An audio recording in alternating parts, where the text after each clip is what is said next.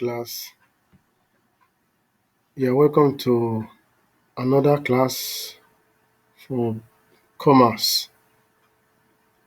All right. We stopped at partnership. Partnership was the last topic we discussed, and I hope you have been able to go through your notes and read through it. So let's try and check through our scheme of work for this term. We have been able to do custom and excise authority. We have also been able to do Nigerian Port Authority. We've given the note on it. Business organization, that's talking about the sole proprietorship business. Then partnership, that one it was split into two. The first one, the second one was the one that was taken last week. All right. For the business organizations, when you get to your grade 11, you'll be able to continue with others. We will look at the joint stock companies, the private limited liability companies, and the public limited company, as well as the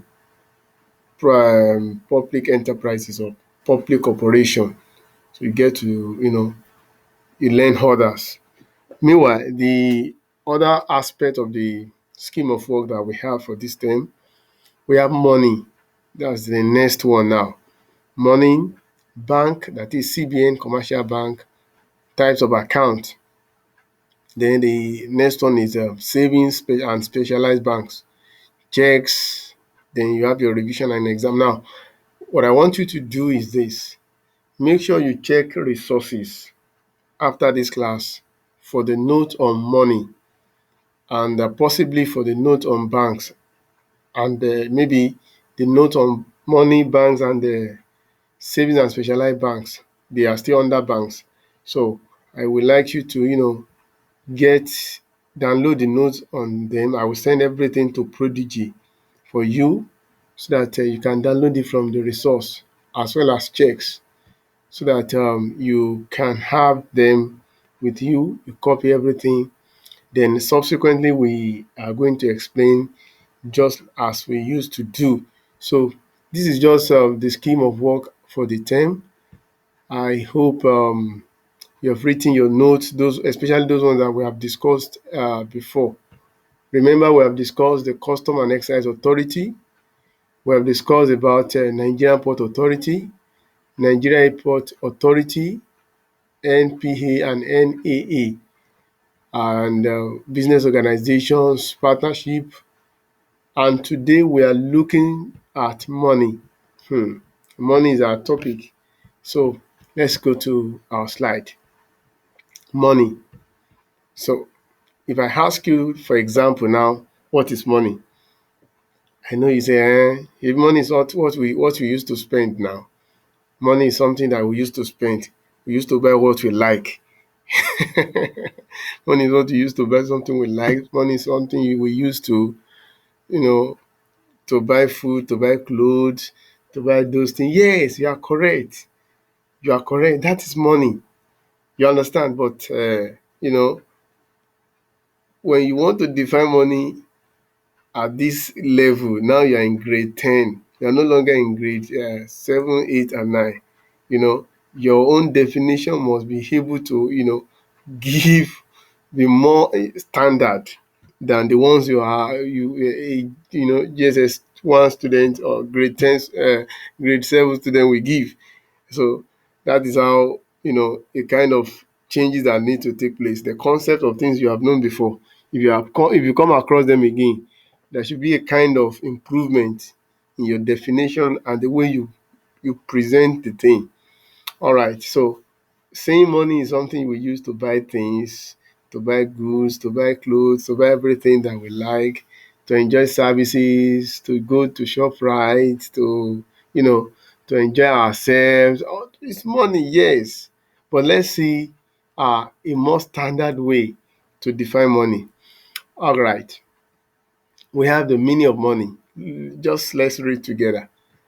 Money may be defined as anything that is generally accepted as a medium of exchange for goods and services and as a means of settling debt. Let me put it in slideshow. Money may be defined as anything that is generally accepted as a medium of exchange for goods and services and as a means of settling debt. Wow. Now, I'm going to take it slowly. Money is defined as anything. So, that's the first thing that you need to consider. Now, why do we call money anything? Are you saying that a paper? Are you saying that maybe a particular thing that you can think of? Are you saying that it's money? Yes, money is anything that is generally accepted. Now, before something can be generally accepted, it has to be a legal tender. To be a legal tender means that when you give it to me, I have to collect it. And I'm not just collecting it, I'm using it to, it's a form of exchange, a medium of exchange for what you want from me. You understand? Now, if I'm giving you shouldn't squeeze your face and say, why are you giving me this thing? That's why some, in economies, we define money as a commodity. You understand? So here we are saying that money is anything. Now, it's anything, but the law that backs it up makes it to be what? To be something. And it is just something that we use as medium of exchange. Not just medium of exchange alone, we also use it as a means of settling debt. I believe you know what that means. So now, money has been described by many experts as one of man's greatest invention, as it replaced the trade by barter system, which was the exchange system in use in the past, and helped to solve many of its problems, many of its related problems, making business transactions extremely easy to undertake. Now, we cannot speak about money without first without first looking at trade by barter. Now, trade by barter was, a kind of practice in the ancient times. Now, there was nothing like money. Money is just like a development when they realized that the system of exchange they were practicing is not, was not that good or was not so efficient. Now, what is it about? Trade by barter is a system whereby uh, I need something. I need to look for someone that want what I have and have what I want. Let me put it simply that way. So it's a system of exchange of goods for goods and services for services. What does that mean? I'm exchanging goods with you. You are also exchanging goods with me. Just imagine that. That's trade by barter. I hope you have had it before. You must have come across it before. All right. So let's go on. Now, trade by barter. Let me just say a few things about trade by barter. Now, let's say, okay, I want yarn. I have clothes. I want yarn. Now, I need to go out, I need to look everywhere, everywhere, city, town, everywhere to look for somebody that want my clothes and has the yarn that I want. So, meaning that if you want my clothes and you don't have my yarn, exchange cannot take place. That's what it means. So that process was a little more cumbersome, very cumbersome, very, very, cumbersome, very, very hectic for people to be going about looking for who want what they have and have what they want. So that was what they call double coincidence of want, double coincidence of want, and so many other factors and limitations against this trade by barter. Anyway, that is not a topic for today. We are discussing money. So money now comes in. That's why people now started using different things. They started using salt, cowrie. From there we started use penny, pounds, and all that as a medium of exchange. You understand? That is how it all began, and until now, then till now. You understand? Because they realize that, see, we cannot be using commodity to exchange another commodity. We need to have something that, if we give to the owner of what we want, the person will accept it, and we will be able to get what we want from him or her. That settles it. So let's go to um, the the features of or characteristics of money. Features or characteristics of money. Now, when we talk about features or characteristics, what we're actually saying is, what are those things that are obvious about money? So, what are those things that we should see or we should look out for in money, that we can say, okay, truly it is money, that can make it more convincing that it is truly money. For example, human being, we have our own characteristics different from, let's say, monkey. Abi, monkey is not like man. Monkey can also stand up. You understand? But the way they do their own, the way you see them, they are not. They don't resemble any human being. They have their own characteristics. That's what we are saying. So money has characteristics, and let's just discuss about them one after the other. Number one, general acceptability. Money must be generally acceptable as a medium of exchange and debt settlement by people using it in financial transactions. This one is what I explained earlier. Money must be generally acceptable. When I say generally acceptable, means that if it is accepted, if a particular commodity, a particular thing is accepted as as money, as a medium of exchange here in Lagos, when we go to Abuja, it must be the same thing that they are accepting. Not that okay, we are accepting we this kind of calculator is what we are using here. When you get to Lagos, it's not the same kind of calculator, or it's not the same form of money. No, it must be this kind of something that people generally accepted. You understand? That's number one. Number two, homogeneity. Homogeneity means the do no, to be the same, to be alike. When they say something is homogeneous means same likeness, same similarity, same thing. Now, each denomination of money must be the same in all respects everywhere.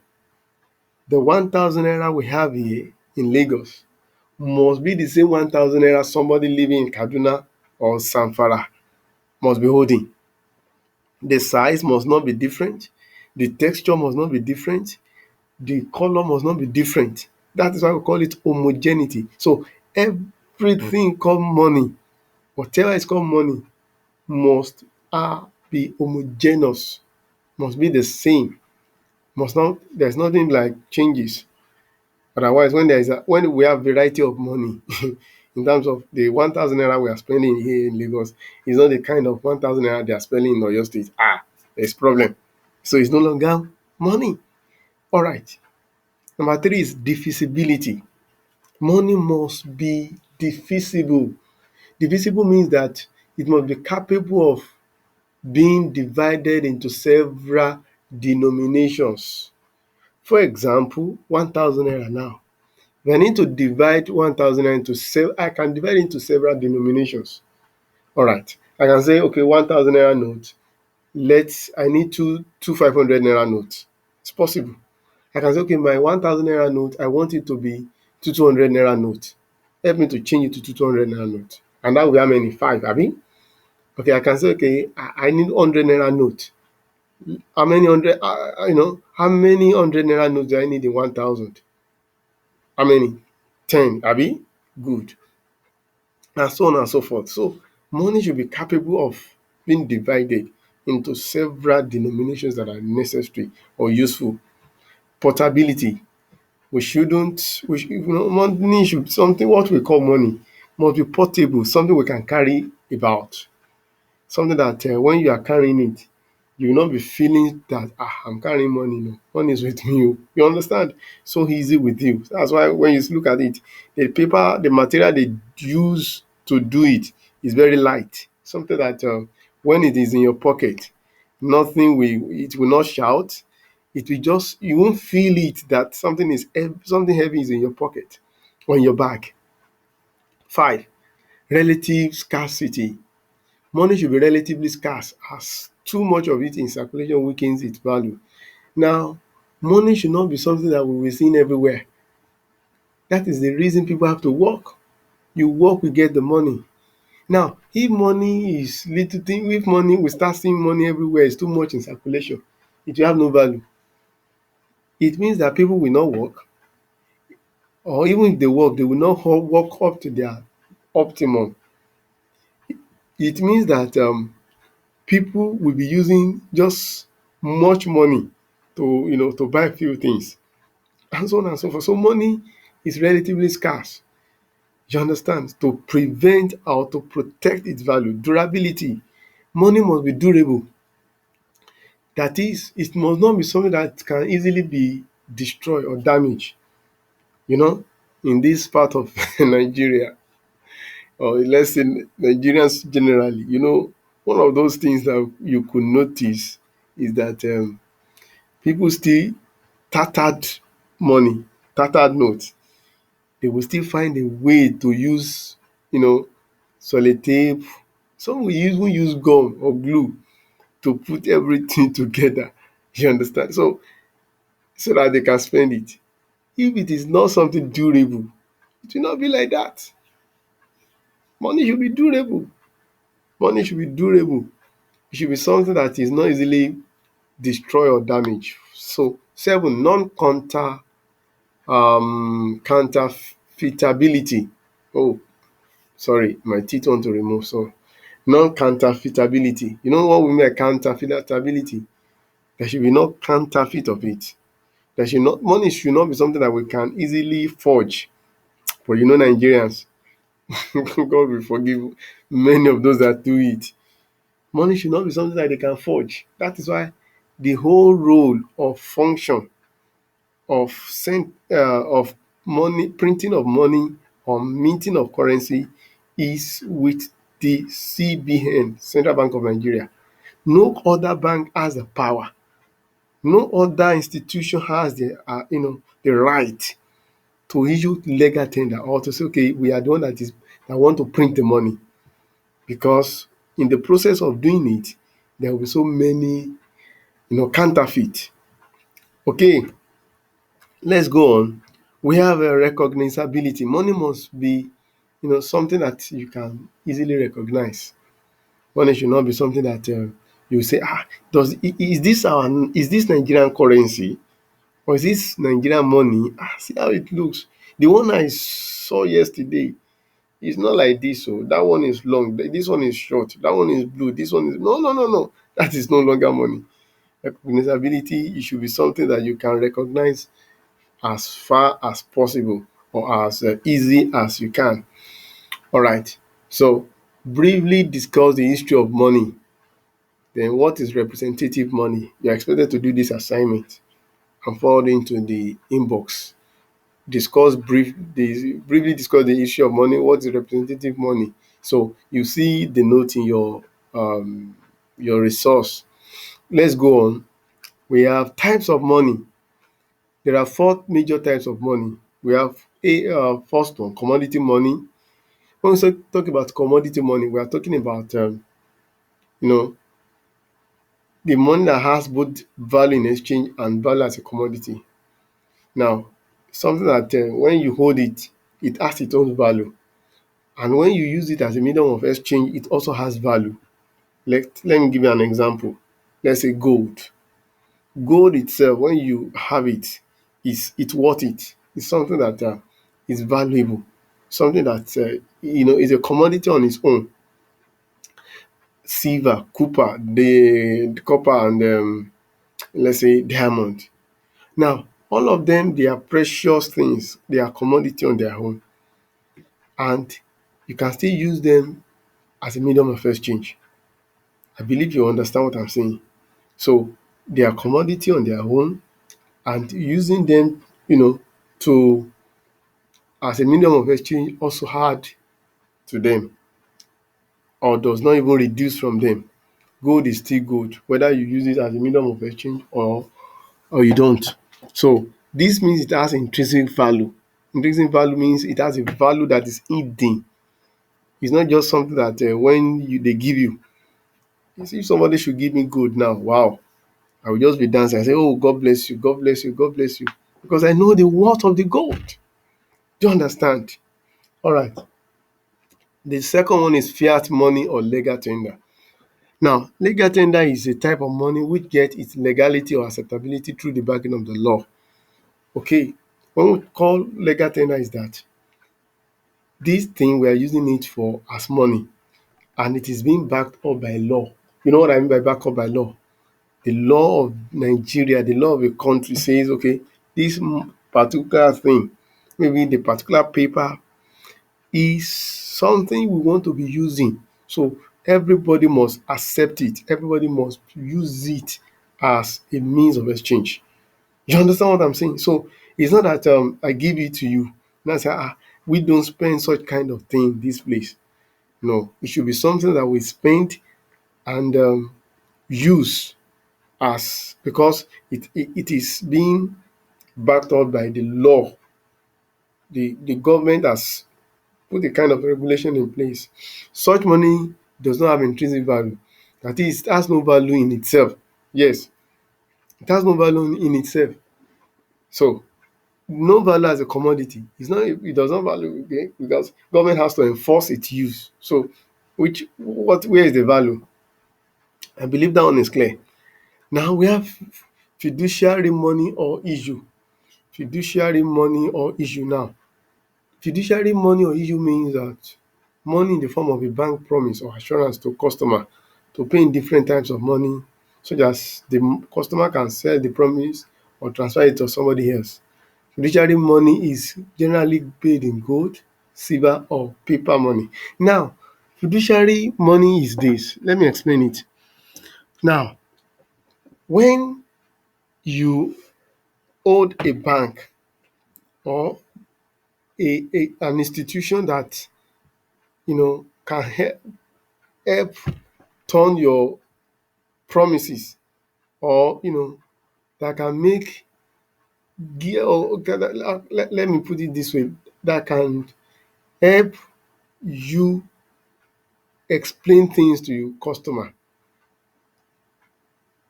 Now, let me put it this way, very simple. Now, we said a type of money in the form of a bank promise or assurance to a customer to pay in different types of money. Now, what we are saying is that fiduciary money is issued, and is a form of saying that, please, we're going to settle this payment, but it could be in different forms. You understand? Just what you have to do is to trust us on how to do it. You understand what I'm saying? We can pay it as, we can give you in terms of paper money. Oh, we can even give you in terms of gold. We can give you in terms of silver. So whichever way we pay it, or whichever means of settling it, just accept it. That's what we mean by fiduciary money.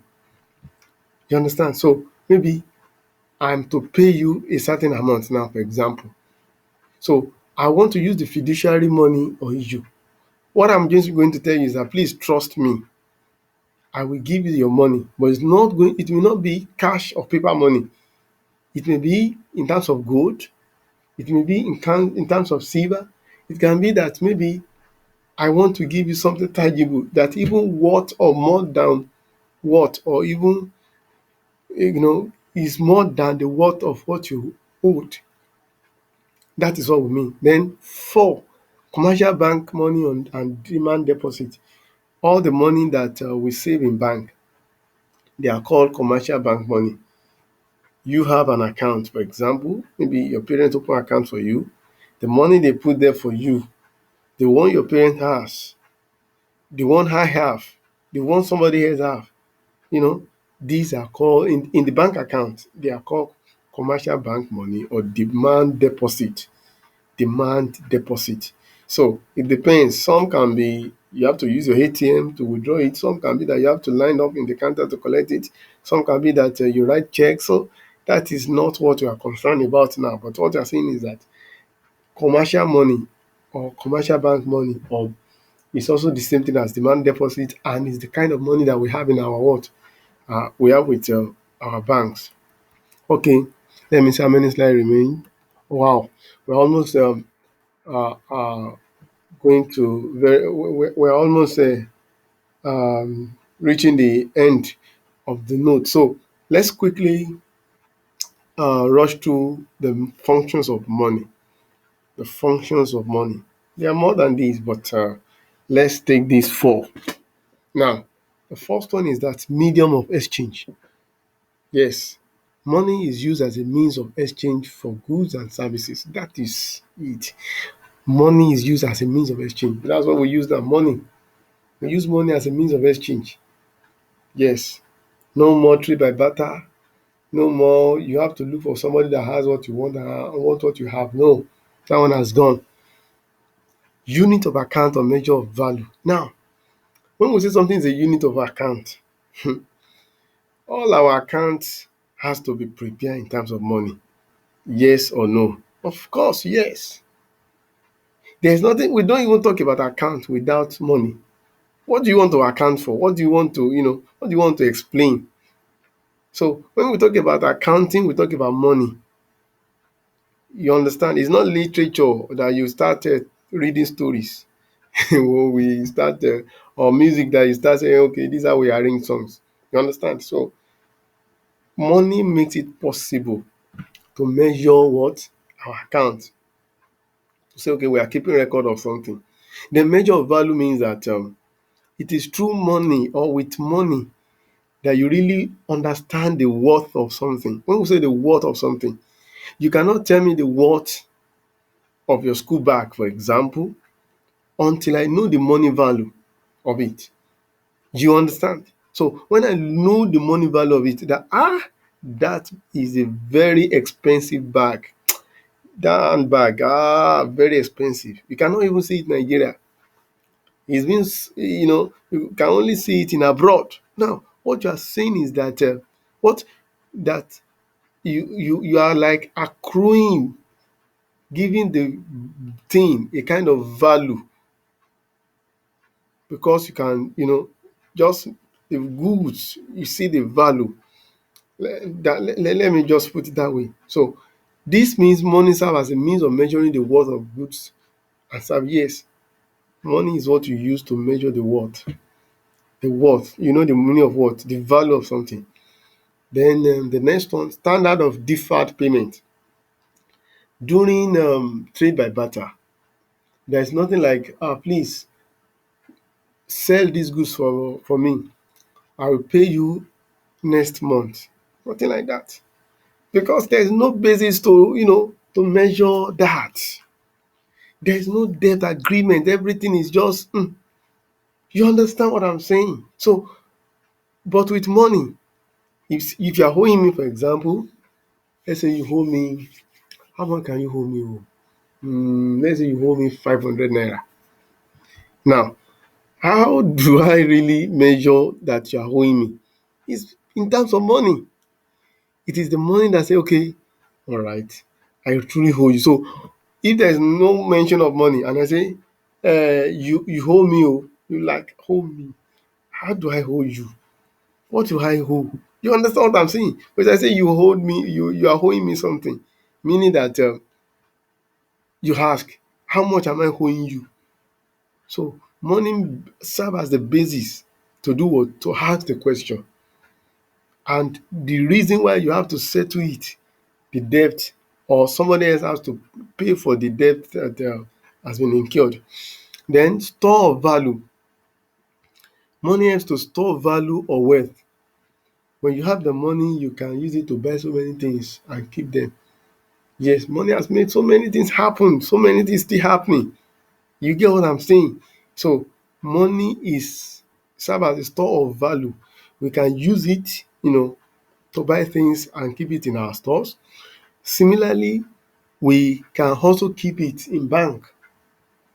if you don't need it now, we can also invest the money into something that will bring more returns in the future. I hope that one is clear. So, by extension, we have been able to, okay, to cover everything that we have here. So, we have looked at money, what money is, define money as anything that is generally accepted as a medium of exchange for goods and services and as a means of settling them. So we have been able to explain that. Then we look at the features of or characteristics of money. We look at them, about eight of them. We said general, okay, sorry, general acceptability, homogeneous or homogeneity, divisibility, portability, relatively scarcity, durability, non excuse me, non counterfeitable counterfeitability, then recognizability. So these are things that we have talked about. And remember to do your assignment and forward it into the inbox. All right, so we look at the types of money as well as the functions of money. So this is where we're going to stop today's class. See you again in our next class by God's grace. Thank you.